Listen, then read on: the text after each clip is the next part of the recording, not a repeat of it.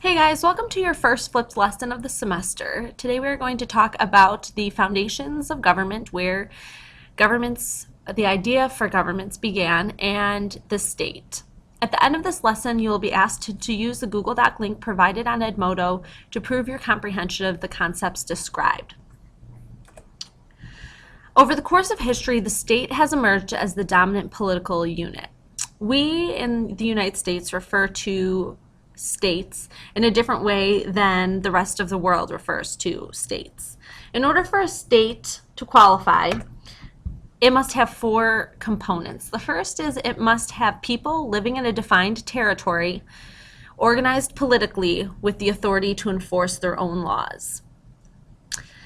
Below are two pictures. One is of the state of Illinois that we live, and the other is of the United States. Now, one of these fits the definition above. One of these pictures has people that live in a defined territory, organized politically, and have the authority to enforce their own laws. That means that they have independence from any other higher authority. Which of these pictures shares that definition for state, and why? Now, what set of circumstances first brought the state into existence? There are no conclusive answers, only for theories that dominate political thought. The first theory is the force theory. This theory states that one person or a small group of people claimed control over an area and forced all within it to submit to their rule. The second theory is the evolutionary theory. This theory states that the state developed naturally out of the early family.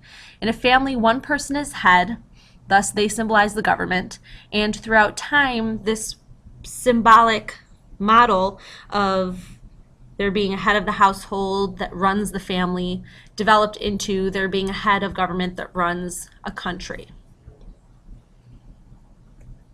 The next is the divine right theory. This theory is what dominated Western thought for a majority of history. God created the state, and God gave those of royal birth a right to rule. The people were bound to obey their ruler as they would God. This idea is that in order for people to honor God, they needed to honor the ruler that led the country, because he was placed in that position by God. And the last was the social contract theory. This most influenced the American political system. This was established by ideas founded by Locke, Hobbes, and Rousseau. In a state of nature, people are only as safe as their own physical strength and intelligence. Therefore, in order to overcome this unpleasant condition, humans agreed within a given area to give up as much power as was needed to promote the safety and well-being of all.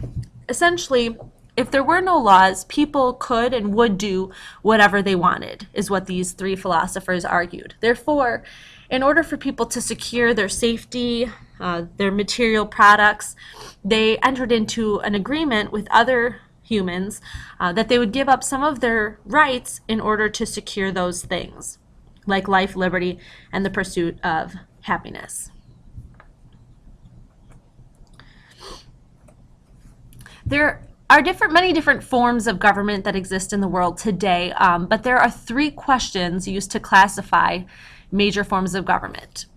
One of those questions is, who can participate in government? Can a lot of people participate in government? Can very few people participate in government? And based on the answer to that question, defines the type of government that country has. Two, how is power geographically distributed in government? So where's the physical power of government? Is it in one central government? Is it in many small local governments? The answer to that question defines the type of government a state has. And number three, what is the relationship between the legislative and executive branches of government? Does the legislative branch have all the power? Does the executive branch have all the power, or do they share powers? For the first question, who can participate? In a democracy, the people give government its power. Now, within this umbrella term democracy, there are two different types of government. There's the direct democracy where citizens interact directly with their government. They vote directly on public policy. This type of government exists at more the local level where there's less citizen participation or less people living, so it's more efficient for everybody to vote.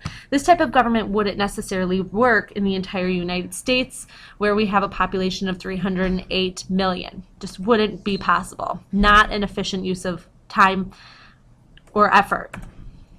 So in our country, we have a indirect democracy, also known as a representative democracy, where citizens elect representatives to represent their concerns and opinions in government.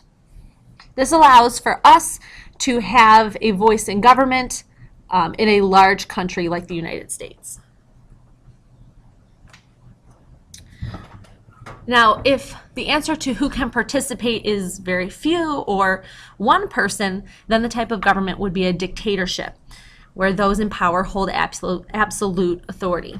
Under a dictatorship, there's two different forms. There's an autocracy, where the dictatorship is controlled by one person who holds unlimited power, and there's an oligarchy where the dictatorship has a small elite group of individuals who holds unlimited power.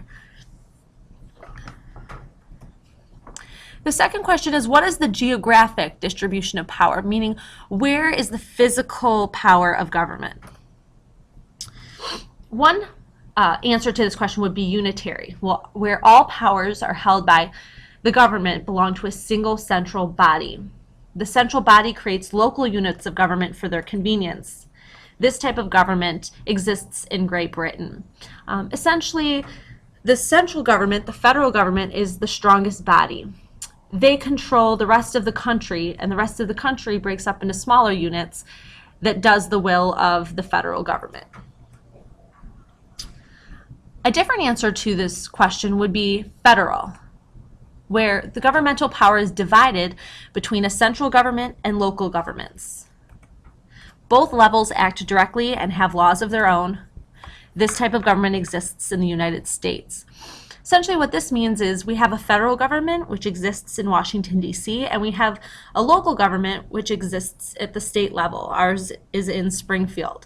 Both levels act directly and have laws of their own. So we have laws in the state of Illinois that are specific to our state only. We have texting and driving laws that are specific to our state only. Not all states have that law. We have a law that you have to take government in the 8th grade and senior year. That's a law that is specific to our state, not the entire country.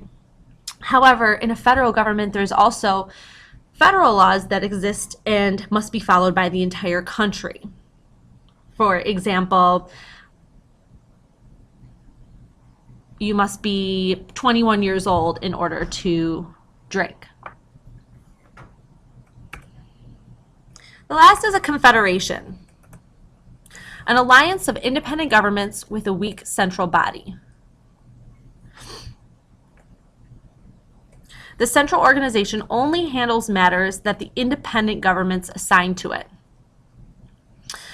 So basically what this type of government exists when we were acting under the Articles of Confederation. This type of government also existed during the Civil War.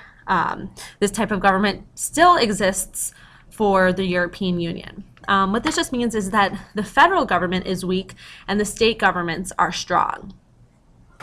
The state governments pass laws and the federal government oversees those laws, but only with the permission of the weaker state or the stronger state governments. The last question is, what is the relationship between the executive and legislative branches of government? There's two different types of governments that could answer this question. The first is a presidential government. Under a presidential government, the executive and legislative branches are separate but equal. Citizens elect members of both branches. Both branches can block each other's actions. So this is the type of government that we have here in the United States.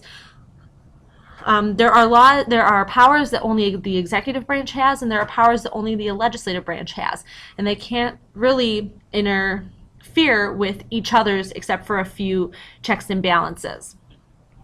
Citizens elect members of both branches, so we go to the poll, we go to the ballots in November to elect the president every 4 years, and we go to the ballot every 2 years to elect members of our legislative branch. And each branch can block each other's actions. This is essentially the system of checks and balances, where if the legislative branch passes a law, the executive branch can veto that law. Now, there also is a parliamentary government, which is different than a presidential government because it has a different relationship between the executive and legislative branches. In a parliamentary government, the legislative branch is elected by citizens. The executive is then chosen by the legislature and is subject to its direct control. Essentially what this means is the citizens elect their legislature, but within the legislature, they choose who their executive is, and this executive is called a prime minister. This form of government exists in Great Britain, where the executive is always a member of the most popular political party currently serving in the legislative branch. All right, to wrap up, you're going to, on your Google form, you're going to be asked to choose 3 terms from the following list that accurately describes the U.S. government. So out of this list, unitary, federal, confederation, presidential, parliamentary, direct democracy, indirect democracy, oligarchy, and autocracy, you're going to be asked which of these 3 best describes the United States form of government, and then to give a brief description supporting your choice. So you've just finished your first flip lesson for government. At the end of this lesson, you will be asked to use the Google Doc link provided at Edmodo to prove your comprehension of the concepts described. So now you can exit out of this tutorial and you can log on to your Google Doc, which is posted underneath the Edmodo link. Underneath the flipped lesson, this video tutorial, and you can answer the questions on the information that you just heard. Thanks so much. Have a great weekend. I'll see you guys on Tuesday.